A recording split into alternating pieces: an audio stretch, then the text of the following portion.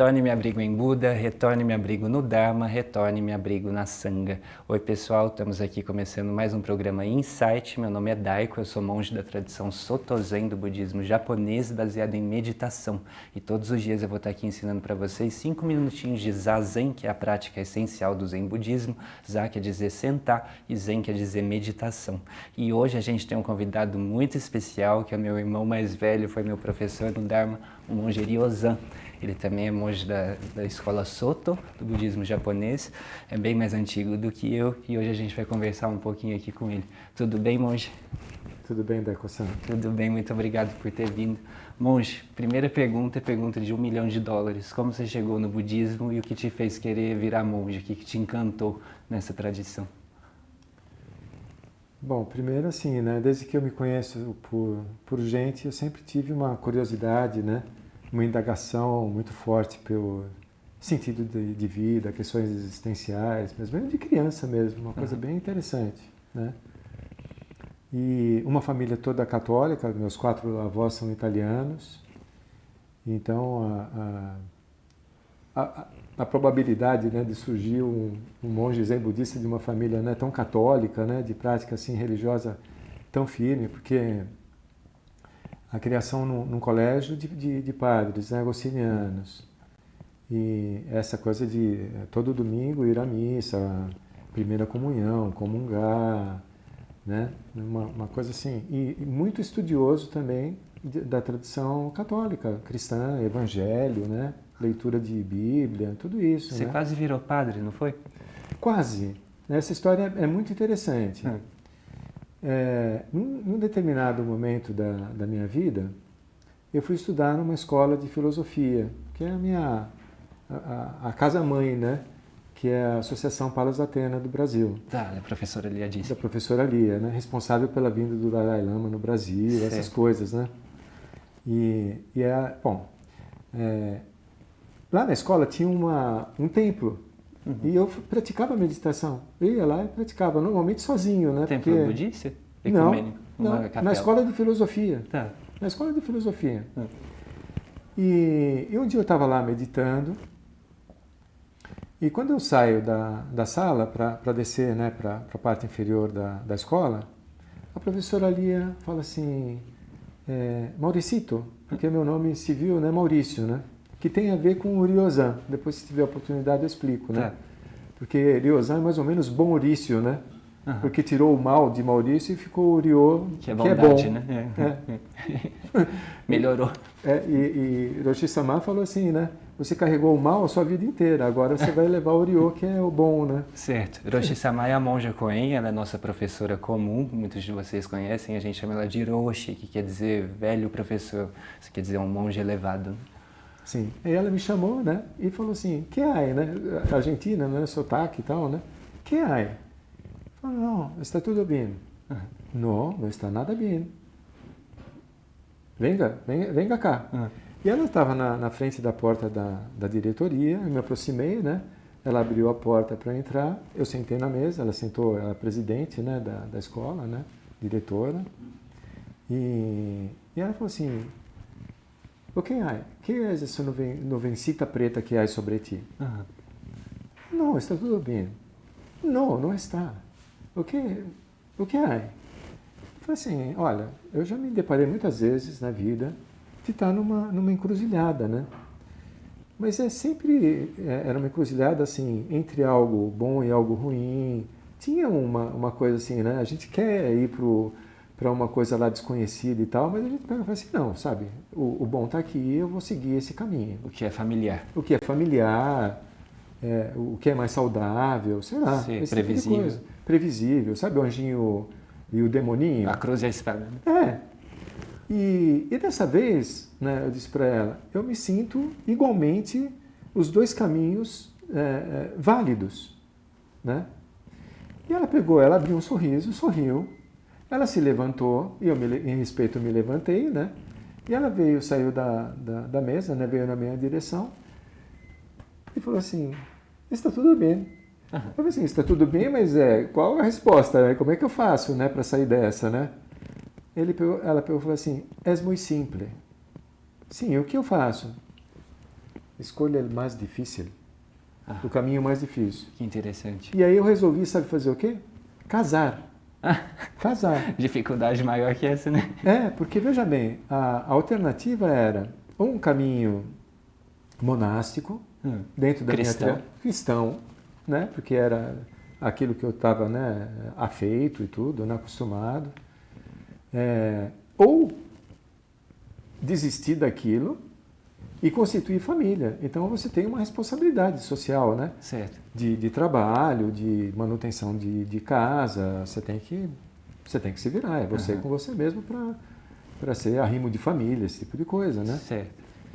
E foi a minha escolha. E dessa época, uns 2 anos depois, eu já estava me casando, né? E permaneci 33 anos casado, né?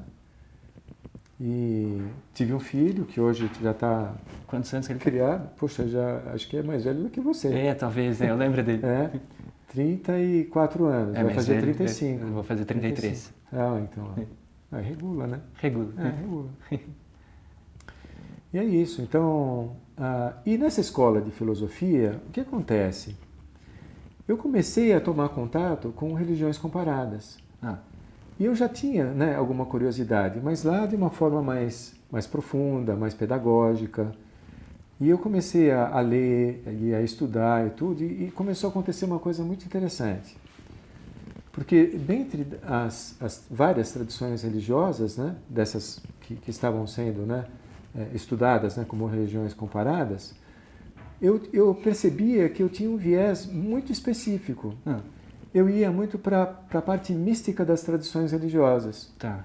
Então, dentro do islamismo, o sufismo, Ok. dentro do hinduísmo, né, a Vedanta, né, Advaita Vedanta, né, Advaita não dual, e assim, né, dentro do judaísmo, o Hassidismo, né? Ou a Cabala, né?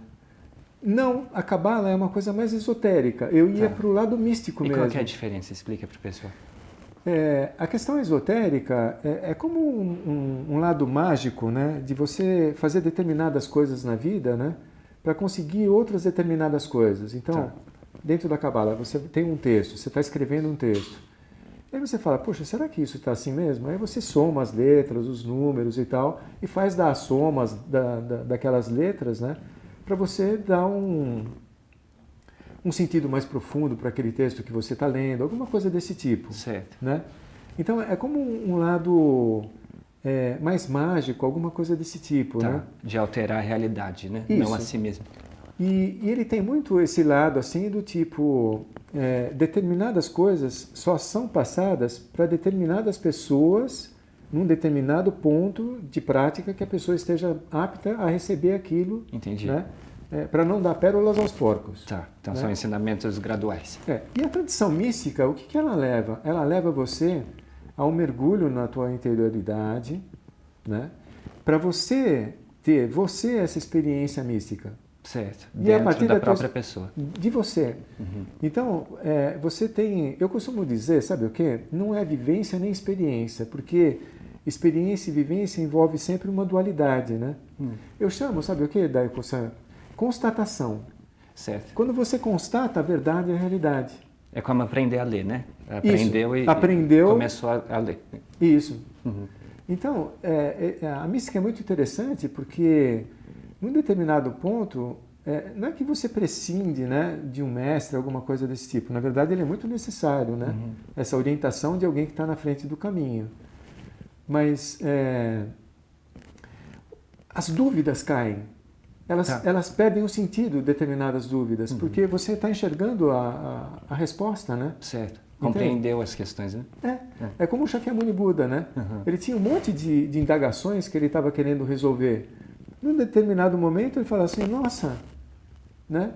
Eu e todos os seres da grande terra simultaneamente nos tornamos o caminho. Exato. Pronto, as dúvidas vão embora. Elas caem, elas vão por terra, né? Certo. É interessante porque, assim, dentro do budismo, a gente tem várias tradições, né? E tem tradições que confiam no próprio poder e a tradição que confia no poder do outro. Não é um Deus. Esse poder do outro é que as circunstâncias também são capazes de te levar para o mesmo ponto. Né? Que é Tariq e Joriki. Né? Ou seja, a força que vem desenvolvida Desculpe, de mim não e é a força força que nos autentica. É Jiriki. É do próprio poder. Não é esse acúmulo de energia. O acúmulo de energia é Joriki, né? É isso. Não, é Jiriki. É um caminho que você confia em si mesmo, como eu vou fazer meditação e num determinado ponto eu vou chegar aonde eu quero. Eu vou ter o esclarecimento das minhas dúvidas, do meu sentido de vida e tudo mais, né? Só para explicar, o pessoal lá de casa que talvez não saiba, a gente é monge budista e Buda praticava meditação, que é o que a gente vai ensinar aqui. E através da meditação ele teve isso que é a sua experiência mística, seu grande despertar espiritual, onde, como o monge está explicando, as suas questões existenciais foram resolvidas através da meditação. Então agora eu vou chamar um recadinho e depois vou perguntar para o monge como que a meditação influenciou em todos esses insights que ele teve. Pessoal, vocês conhecem esse livro? Acabou de sair, chama Sobre o Amor e foi escrito pela minha professora, que é a Monja Coen, que alguns de vocês conhecem, pelo pastor Henrique Vieira e pelo padre Júlio Lancelotti, que faz um trabalho bonito com os moradores de rua aqui de São Paulo. E os três escreveram esse livro juntos, quer dizer, em conjunto, cada um escreveu separado e depois eles compilaram, e cada um dando a visão de sua tradição espiritual sobre o amor. Então é uma joia, é muito lindo, muito sutil, muito delicado. Vocês podem encontrar no site do nosso templo, que é zendobrasil.org.br, tem a lojinha lá. E também gostaria de chamar vocês a mandarem suas perguntas, enviarem questões, dúvidas, questionamentos, qualquer coisa que vocês tiverem, envie aqui para nós, no endereço no WhatsApp que está aparecendo aqui embaixo, que eu vou estar respondendo todos os dias, a partir da semana que vem, as suas questões aqui no Insight. Então, pessoal, estamos voltando aqui com o nosso convidado especialíssimo, o monge Ryozan Sensei. Ele está contando para a gente dessa experiência mística que é obtida através da meditação. Monge, você já tinha tido esses insights antes da meditação ou a meditação veio para autenticar e realizar essa prática que você já tinha despertado? Eu tinha experiências, né? E é interessante porque... por exemplo, um dia, né, numa aula de religião, no colégio, né, dos padres agostinianos lá, eu tive um insight, né, o programa, né, um insight assim, fantástico, uma coisa incrível, e eu não conseguia parar de chorar. E como que foi esse insight? Então, se você, ele fica como uma lembrança, né, de algo muito bom que aconteceu, mas o que é que eu colhi daquilo? Eu tive uma experiência assim que estava tudo bem. Tava, do jeito como as coisas estavam, né? Tava tudo certo. O passarinho, a aula, a sala, o colégio, minha família. E estava tudo ok. Em paz. Em paz. Nirvana, que é o que Buda chama de nirvana, um sentimento de paz e de comunhão com tudo que existe, com a vida inteira. Eu acho que eu tinha uns 9 anos, alguma coisa desse tipo. Então, né? Vocês vejam que essa experiência, esse despertar da mente, não depende da pessoa ser budista e de seguir as filosofias asiáticas. É uma coisa que a gente vai entrar em contato com a natureza mais íntima de todo ser, de toda a vida. Não é dessa ou daquela religião, não é? Então, todos os seres têm a mesma capacidade de ter o mesmo insight, né? Perfeitamente. Né? Tanto que a primeira vez que eu encontrei, né, a Monja Coen, o primeiro encontro foi na escola de filosofia, na Palas Atena. Ela deu uma palestra e quando terminou a palestra, eu esperei as pessoas conversarem com ela e eu fui conversar com ela. E eu fui sondar a profundidade dela. Olha foi testar a mestra.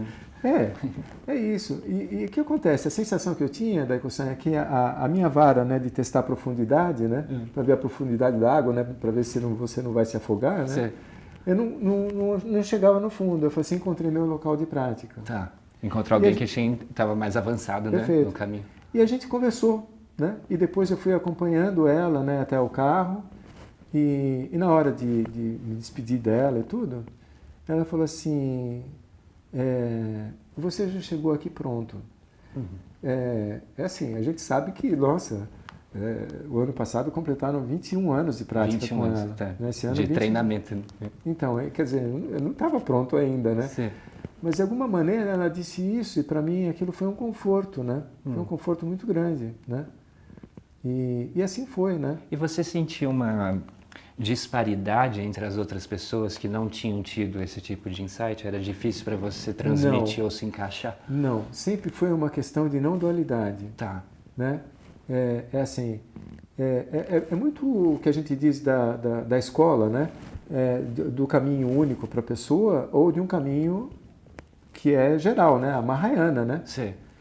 E eu sempre tive essa visão do Mahayana, essa visão do grande veículo que abarca todos os outros seres. Tá. Né? Então, só para explicar, o budismo tem duas correntes principais, uma chamada Theravada, que tem menos adeptos, então é chamado de veículo menor. E eles vão buscar praticar os ensinamentos de Buda muito semelhante à forma que se praticava na Índia há quase 3.000 anos atrás. Então, eles têm uma aspiração muito literal, voltada, centrada na iluminação individual.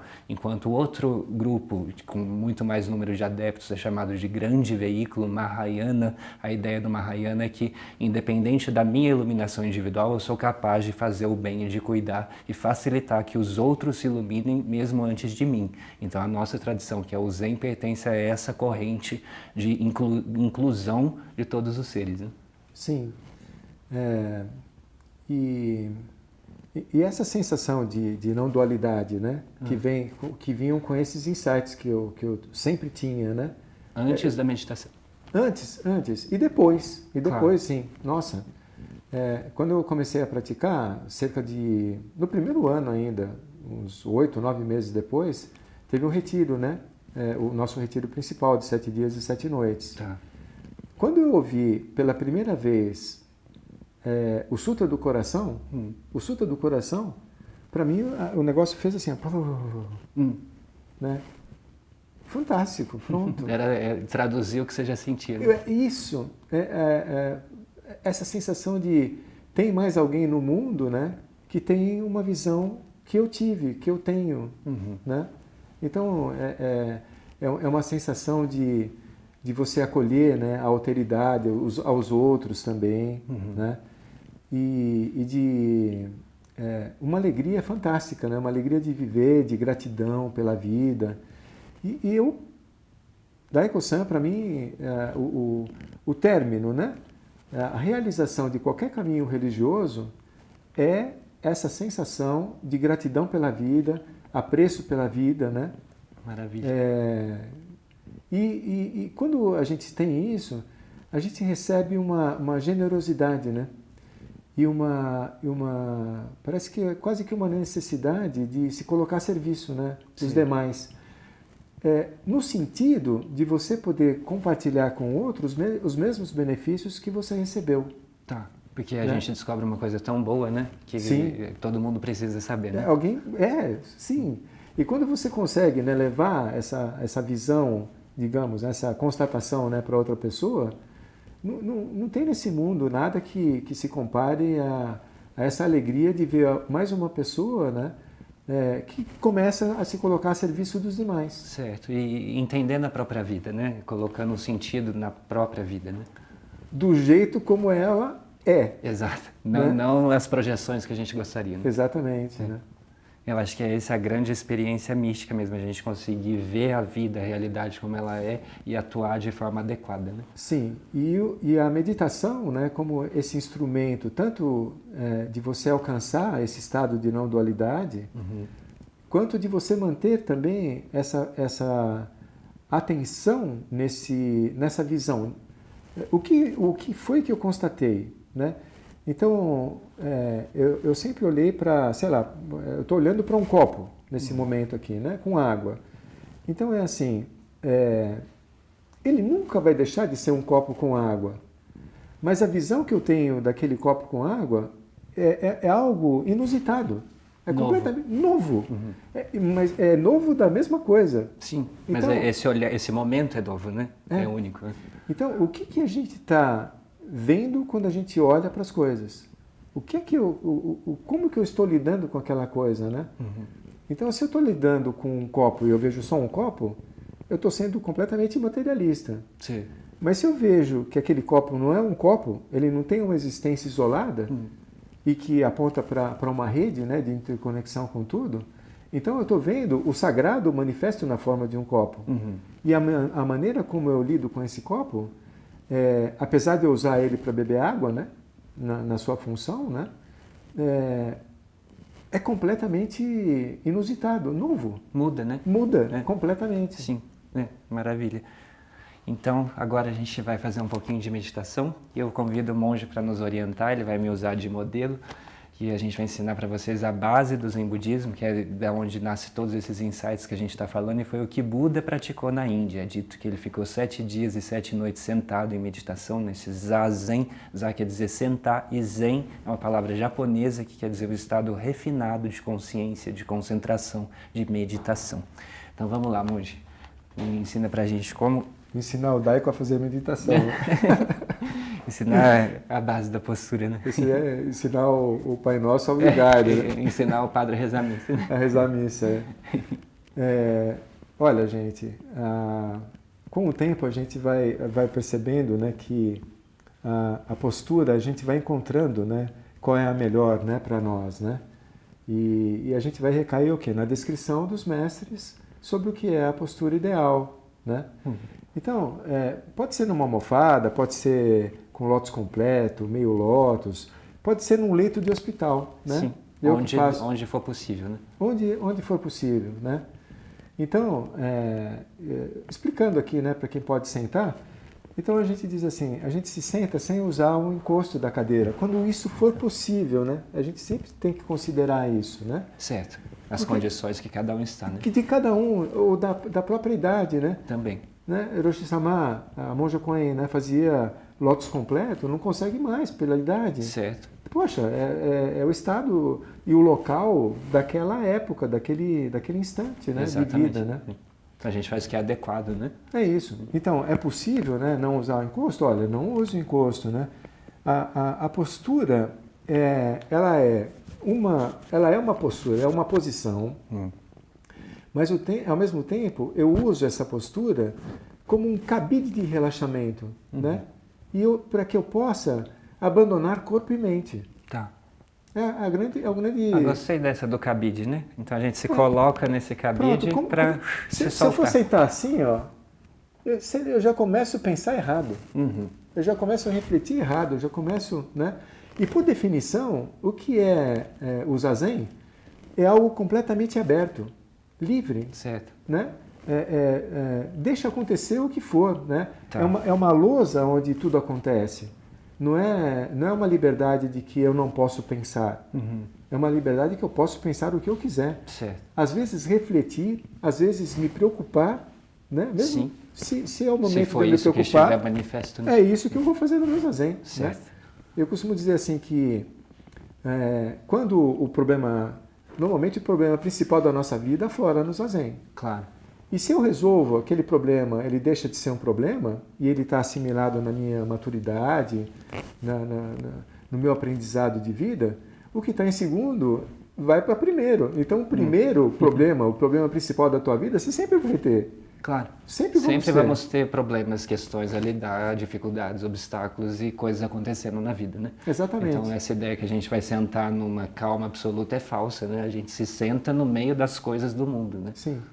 E tem que estar também, num determinado momento, deixar acontecer esse estado de Zazen no meio do pregão da Bolsa de Valores, no meio do trânsito que está congestionado. E esse é o verdadeiro Zazen, né? Exatamente. Então, só para mostrar as mãos, a gente chama de mudra cósmica, a mão direita vem embaixo, a esquerda vem em cima e os polegares se tocam levemente. E a ideia é que a gente fique assim, pode começar por 5 minutos, 10, e gradualmente vai aumentando. E a gente fica assim para observar a própria mente. Sim. E a postura, nós nos sentamos apoiando os isquios. O que é o isquio? É o que encosta na almofada, é o que encosta na cadeira. Certo. Aqueles dois ossos, né? São os isquios. Da base do quadril, né? E que dá um grau de liberdade para a gente poder, né, encontrar o nosso eixo de equilíbrio. Certo. Tanto frente e trás, quanto esquerda e direita. Tá. Tá perfeitinho lá, né? Pois é. E achando o eixo de equilíbrio físico, a nossa mente começa a se equilibrar também. Não é? né? E aquela instrução que é genial, né? Uma água barrenta. Você não tem o que fazer. Não dá para você interferir para acelerar o barro se decantar. É só deixar o barro se decantar. Só deixar parado. E tudo fica límpido. Claro. A vida fica límpida, né? Então, nos sentamos, né? Mudra cósmico. Alinhamos, quando a gente alinha a coluna vertebral, né? Frente e trás. O queixo fica levemente retraído. A cabeça sempre erguida. Os olhos pousados a 45 graus à nossa frente. A pálpebra, a gente não precisa nem explicar o que precisa fazer com ela, porque a pálpebra acompanha, né, esse olhar, né, a 45 graus para baixo. A ponta da língua vai tocar na parte de trás, né, dos dentes frontais. A língua se relaxa na boca. E assim, tendo encontrado o nosso eixo de equilíbrio, a gente vai se observar propriamente os movimentos, as oscilações da mente e vai perceber que por trás de todas essas camadas mentais existe uma coisa que não se move, que é uma presença pura, que a gente chama presença absoluta. E conforme a gente se intensifica a nossa prática, avança no caminho, essa presença começa a permear a nossa vida e as coisas começam a ficar mágicas, muito mais bonitas e interessantes e a gente começa a viver em paz, em nirvana, que é isso que o monge estava falando mais cedo pra gente. Essa sensação de que mesmo no meio de todos os problemas, tá tudo bem. Monge, muito obrigado por sua participação. Espero que a gente se reencontre e possa sentar muito mais vezes e levar o maior número de pessoas a esse mesmo insight, esse mesmo despertar. Sim. Muito obrigado. Muito obrigado, Sensei.